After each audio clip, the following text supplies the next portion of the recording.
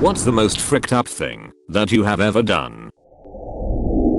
I worked at a super shady telemarketing company right after high school. They made people think they were a charity but they weren't. They sold stuff supposedly assembled by handicapped people, and I talked in a voice that led people to believe I was mentally handicapped so they would feel bad and buy from me. I've never hated myself more, and I deserve to have my ass kicked. Lol, that's but like the guy from Office Space selling magazine subscriptions. My boy Vikram.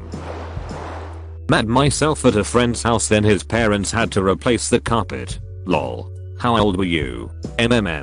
Gonna say 16. Yeah, it was embarrassing. I held too long to do my turn on a board game we were playing. Thought I could make it. It streams out of your trouser leg, especially if you're a guy. When I was a kid, a friend of mine came over for pizza and left. I was upset that he didn't stay to hang out.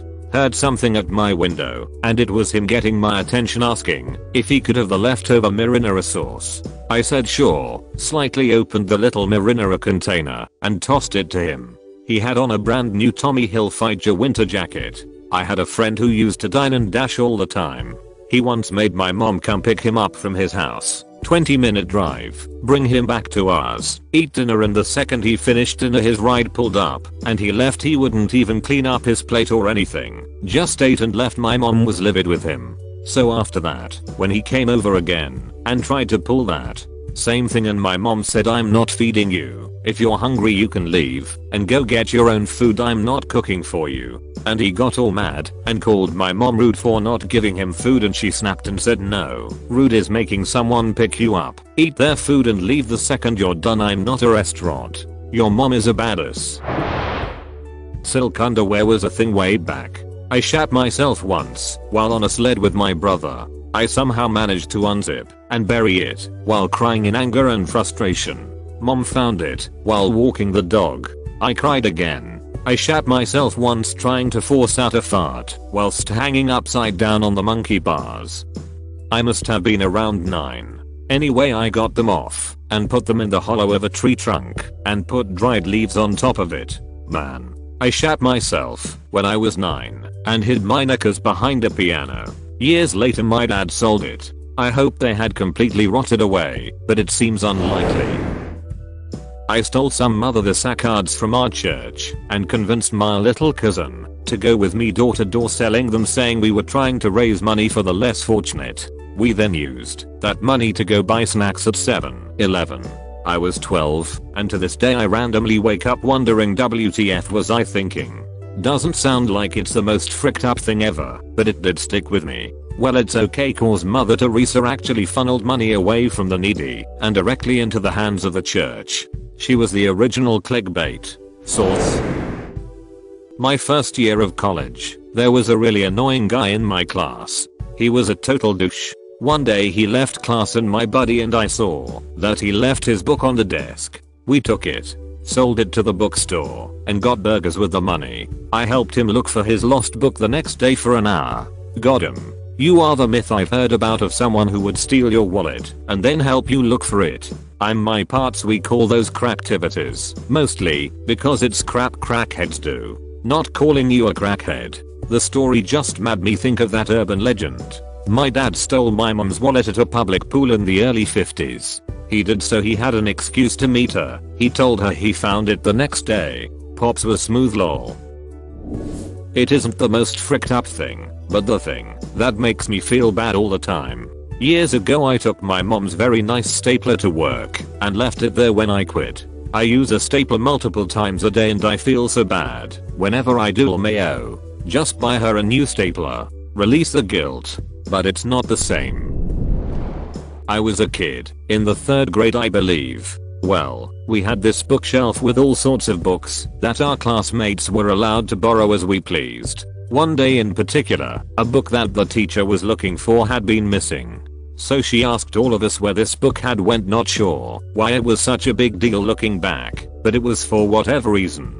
So she then made us all search for the book in the classroom, checking backpacks, shelves, and of course our own desks. We're all looking and whatnot, and I'm digging around my own messy desk, as I would assume most of my classmates were at the time. and I didn't see anything out of the ordinary. My desk mate next to me was doing the same. More in her in a bit. Well, after even more digging I found that freaking book in my desk. I was scared crapless that I was now the guilty bad kid who had this golden book the entire time. Know what I did? I grabbed it and chucked the freaking book into my desk mate's desk. Super fricked up, I know. I guess I was so used to being seen as a good kid that I could not fathom being the one that stole the book from class. Well, my classmate saw what I did and then threw the book back on top of my desk. The teacher notices that and comes right over to us. I panic.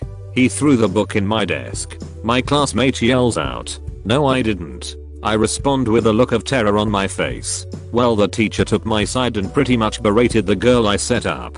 It didn't help that this girl had some frequent behavioral issues, but she ended up not liking me for the rest of the year, and deservingly so. Every once in a blue moon I think about how fricked up that was of me and how I got her in trouble. I know I was just a child, but I think I learned about having guilt after doing that.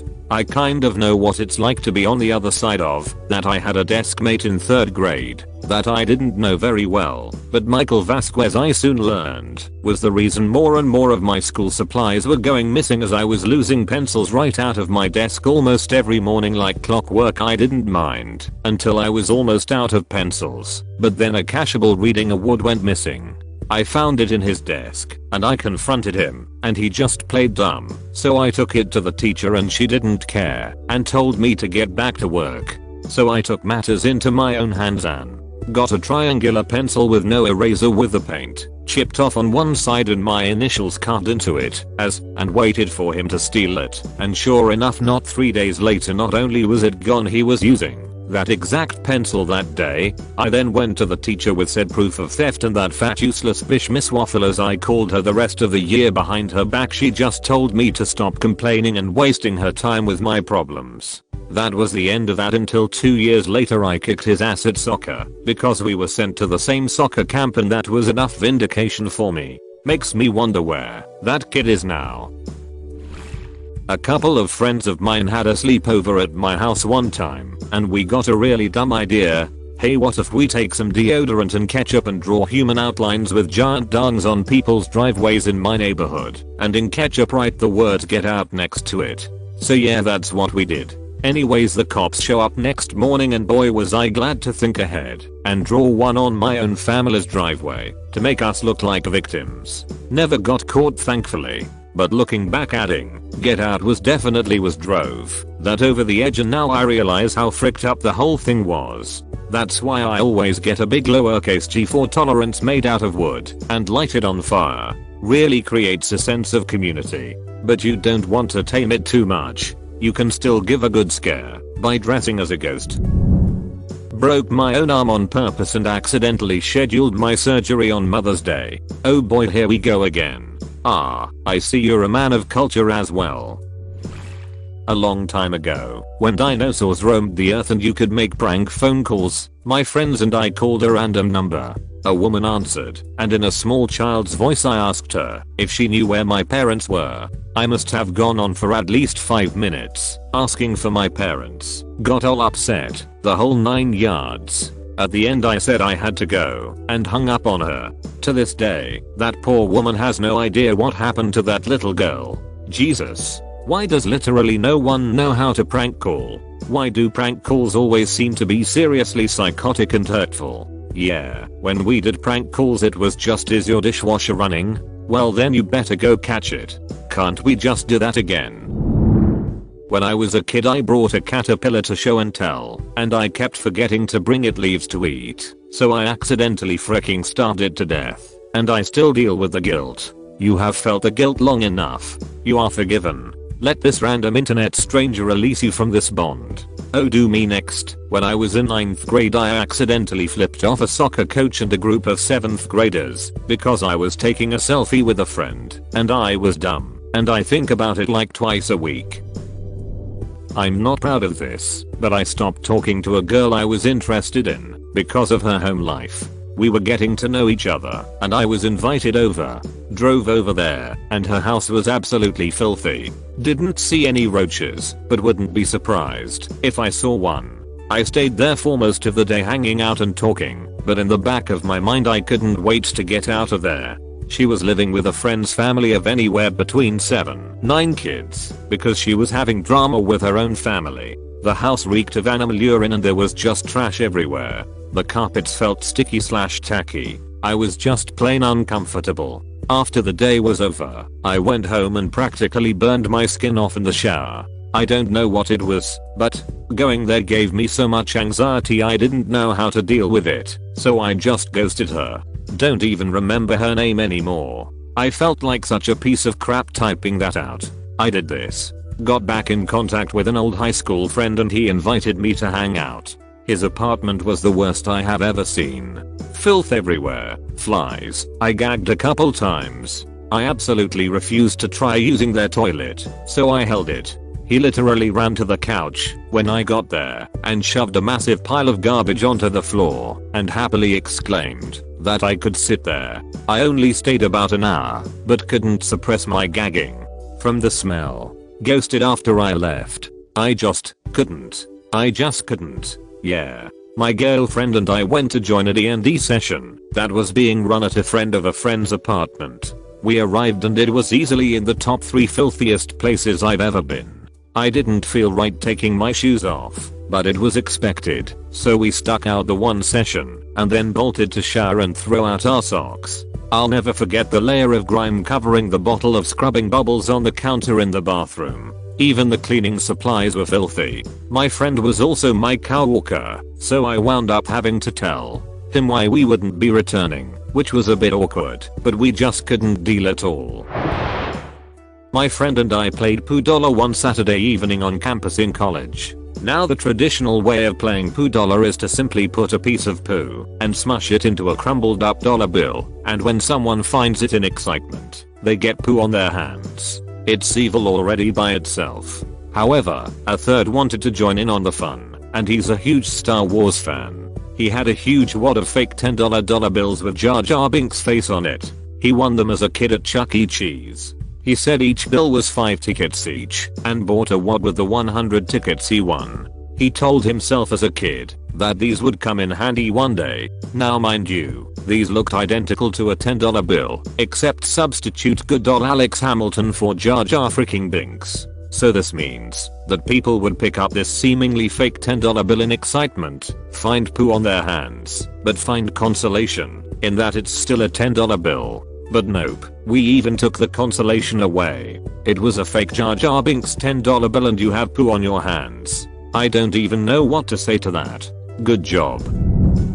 When I was in preschool, my mom always packed McDonald's chicken nuggets for me to snack on. I was only allowed to eat them after school was over though, so I couldn't just eat them in class. On Halloween of that year, I wore a Ronnie She-Devil costume to school, and when class was almost over, I started to get really stressed out because of the Deviloni She I was wearing. I don't remember my thought process at the time, but I think that the costume was really hot, which was what caused me to get stressed out. I started crying, and to cope, I brought my chicken nuggets out of my cubby in class to eat. It was at that time where the whole class was sitting down to listen to our teacher read to us, so I had to bring my chicken nuggets with me and sit down on the floor with the rest of the class. I ate my chicken nuggets while crying my eyes out, and there was this one kid sitting next to me. His name was Karam, and there was always something off about him. He was really quiet and literally never spoke. I've never heard him say anything in my life.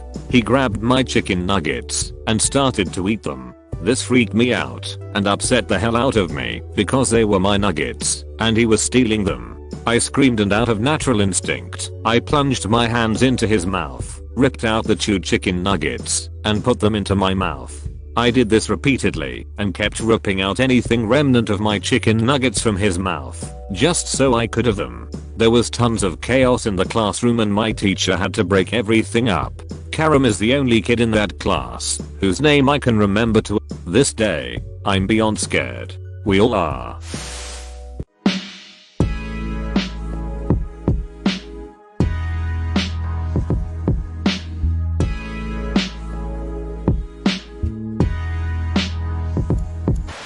For about a year I had a job delivering pets to pet stores like fish, rodents, snakes, birds, etc. It was a crap job, and it was terrible for the animals. One of my routes had me driving 5 hours south of my home city and spending 2 or 3 days driving in the southern part of my state into another state. I'd leave at like 11 PM and end up in a parking lot of a mall where my first stop was early the next morning. Take a quick nap, drop off some animals, then make my way to other stores in the region. One morning I was chugging along down the highway to my first stop. It was about 430 am, and my stomach started playing some loud jazz, and my butthole had its own trumpet solo. I jumped off the highway and drove my truck to the nearest gas station to unleash hell on a tarlet. I run in, drop tro, and spray crap in the bowl. Double flusher. Don't know what hit me, but it was bad. I finish up and go to wipe, but there is no toilet paper or hand towels to be found anywhere in the bathroom. I try yelling for help, but it's the middle of the night and the bathroom wasn't attached to the main gas station, but it was part of the now closed self car wash. I took off my work boots and wiped my ass with my socks. The worst thing I ever did, and I now, over 15 years later, feel terrible for this, but I was so freaking mad that I took one of my poop-filled socks and I stuck it to the mirror before walking out and returning the key to the attendant, who I told, "I think you're out of TP. Thought you were gonna wipe your butt on a hamster. I'm sorry, little one." Teenager friend of my brother was pregnant and she had a miscarriage. My mother told it to me and I said, well, that's good. I mean, she won't have to take care of the kid. Just spitting facts. Oh yes. My time to shine. I had a period of my life where I whored like a lot. In this time I was seeing 2 guys at the same time. In one occasion I give oral to one of them and let him come in my boobs. Then, out of nowhere this other dude tells me he's coming down to my house. So I rushed the first one out of there, but didn't have time to clean myself. So when this other dude arrives, I still had plenty of the other on me. Anyway, we start making out and stuff, as I was too damn lost in lust to care about. So when I felt his tongue driven from my neck to my boobs, nothing clicked until he threw his head up and said that my boobs tasted weird. Oh lord, I can't express how bad I felt about it. Just told him I have been working out and was sweating. We headed to the shower and cleaned myself properly. That day will go to eternity as the day I made a dude taste the little guys of other dude. Hey, he said he was coming to your house without warning. I say it's on him.